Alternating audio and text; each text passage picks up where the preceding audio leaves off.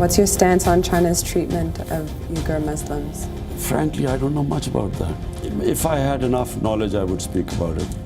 I do not know the exact situation of this. I would never talk about it in public. We talk to them privately. We don't make public statements. We do not talk about things with China in public right now because they're very sensitive. That's how they deal with issues. Deflection and deceit. Two words that sum up Imran Khan's approach towards the Muslims of China, the millions of people who are suffering state-sponsored persecution and genocide. This story is an old one.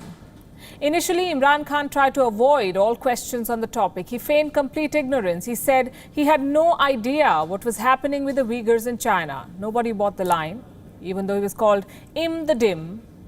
He couldn't have been so, well, dim. Then Imran Khan started deflecting the questions, came up with excuses like he knew but not enough to comment. Imagine saying that to journalists, I know but not enough to make a comment. Doesn't work. Then he said that he would never raise the Uyghur issue in public because the Chinese are apparently sensitive people. They are.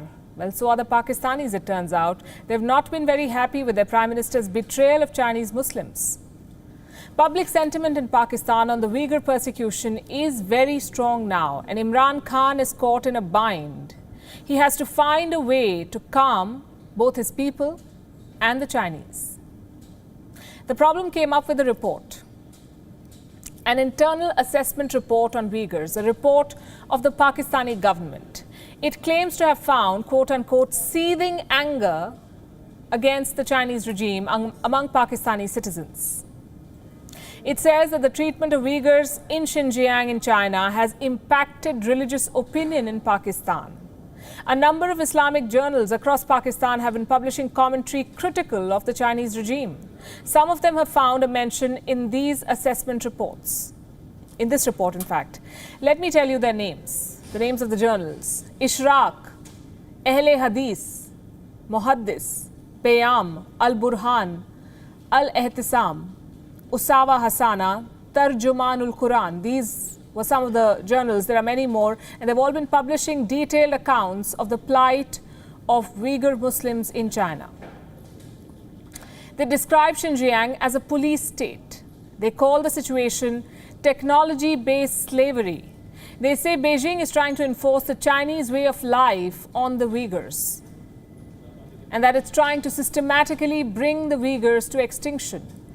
The stories they carry, let me tell you, are quite detailed. They come with facts and figures on the diminishing population of Uyghurs.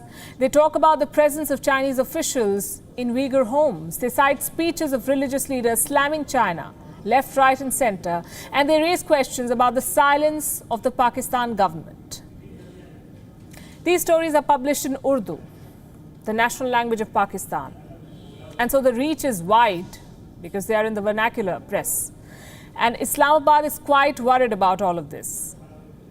The Orthodox Muslims in Pakistan are a key vote bank of Imran Khan. He cannot upset them. His silence on the plight of Muslims, the assault on Islam in China, can cost him politically.